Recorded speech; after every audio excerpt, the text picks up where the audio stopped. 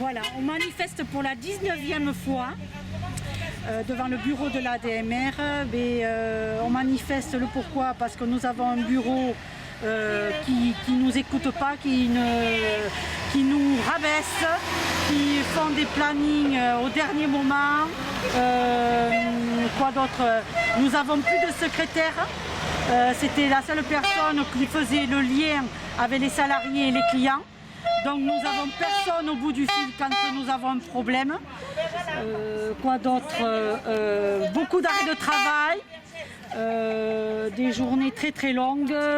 Mais comment ça fonctionne? C'est quelqu'un qui est élu? Voilà, nous avons une présidente avec des bénévoles. Alors ces bénévoles, il y a une secrétaire, il y a un trésorier, un vice-président et deux autres bénévoles. De loi 1901, c'est-à-dire oui. à but non lucratif, okay. Donc géré par des bénévoles. Oui. Et puis nous sommes quand même maintenant 30 salariés.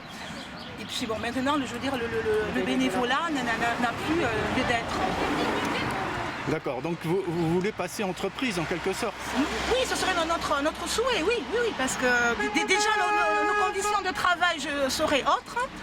Et puis même nous, disons que on serait répertoriés autrement aussi, quoi. D'accord. À la base, nous avons quand même des salaires de misère. Bon, après, c'est pas le but là de notre manifestation. Le mouvement, c'est de virer ce bureau. Voilà. Oui. Parce que déjà, la présidente, elle n'est pas du canton. Elle ne connaît pas les villages du canton, que ce soit Castelnaire, Sainte-Colombe, Aubagnat, etc. Elle ne connaît pas les bénéficiaires. Elle ne fera rien pour les bénéficiaires ni non pour les salariés. Donc, mais qui l'a élu?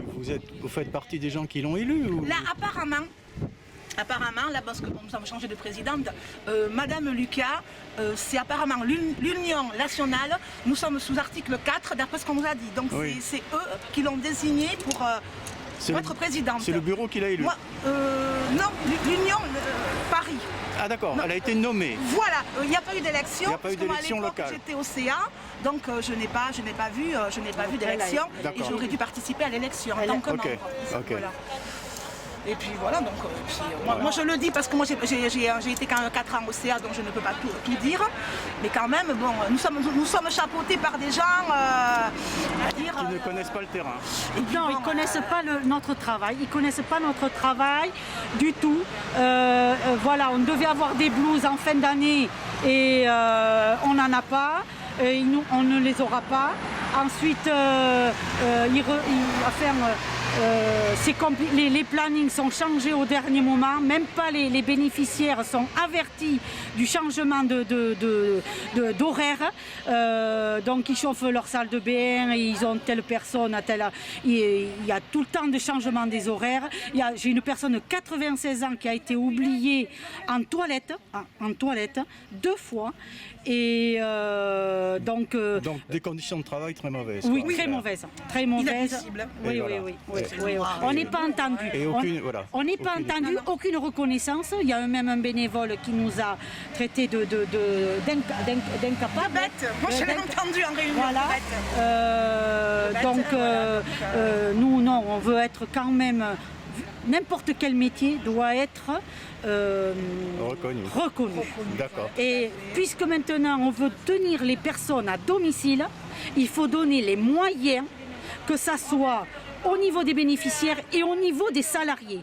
Parce qu'en ce moment, nous ne pouvons pas recruter. Les jeunes ne veulent pas venir dans notre association, n'importe où, même que ce soit au CCAS, etc., des auxiliaires de vie. Pourquoi? Parce que nous sommes des métiers de l'ombre, nous sommes les premiers maillons de la chaîne, nous sommes au fond de la première marche de l'échelle.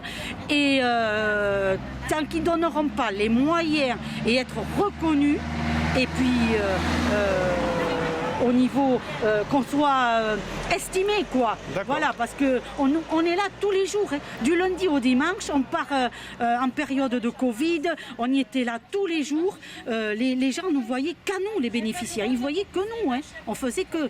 Ils avaient que nous comme lien, quoi. Hein. Chantal, moi je veux rebondir là-dessus. Par contre, tout ça, c'est pas vraiment, je veux dire, l'ADMR. Tout ça, c'est le gouvernement. C'est le gouvernement. C'est le gouvernement. Ça, avec le plan Ségur notamment, ça fait 5 ans que ce plan Ségur est mis en marche et c'est reporté tout le temps, quoi. Donc c'est vrai qu'à M. Macron, ce n'est pas sa priorité. Non, c'est pas sa priorité. C'est la Covid. Pourtant, voilà. Donc c'est ça, c'est ce plan Ségur qui nous ferait avancer. Ça, c'est vraiment le gouvernement. On ne peut pas mettre ça sur la DMR, quoi. Okay. Mais je veux dire, la présidente ne va pas aller dans ce sens-là. Non, du tout. Elle ne va pas essayer même d'appeler l'Union nationale. Moi, on nous a toujours dit en CA que de toute façon, que ce sont les syndicats, qu'il n'y a pas d'avancement dans notre métier, soi-disant parce que les syndicats font bloc. Moi, je pense que oui, ce qu'elle nous dit, oui. Après, mais je ne pense pas, de toute façon. En principe, les syndicats, ils font bloc pour les employés, non? Oui. Mais là, c'est ce qu'elle nous dit, qu'apparemment, c'est eux qui... Voilà. C'est eux qui bloquent? Le problème, on ne connaît pas nos droits, là. On ne connaît pas nos droits. Le bureau est fermé continuellement. Il est ouvert 2 matinées. Les matinées, nous, on travaille, on ne peut pas y aller. Et on ne connaît pas nos droits. Et puis la secrétaire qu'ils ont virée, hein, ils l'ont poussée à aller dehors. Hein. Non, on ne va pas trop en parler. Non. Elle est en arrêt, longue maladie. C'est pas viré, elle est partie. Mais ça, par contre, on ne peut pas en parler de ça. D'accord, bon, je vais essayer de faire quelque chose avec. Donc il y a d'autres problèmes qui se posent d'après ce que vous dites. Oui, voilà, moi j'ai pris une sanction disciplinaire suite à... Une sanction? Oui, je l'ai prise, oui. Pourquoi? Parce que je suis en week-end, je suis tombée en panne de voiture. Donc là, il y a un process à faire, donc j'ai appelé la plateforme pour dire que je ne pourrais pas continuer ma tournée vu que j'ai un problème de voiture.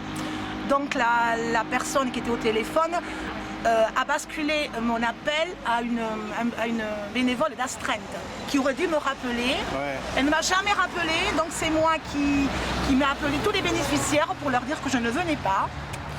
Donc j'étais quand même assez remontée. Et le lendemain, je suis allée au bureau, donc j'avais Madame Lucas, j'ai voulu m'expliquer avec elle.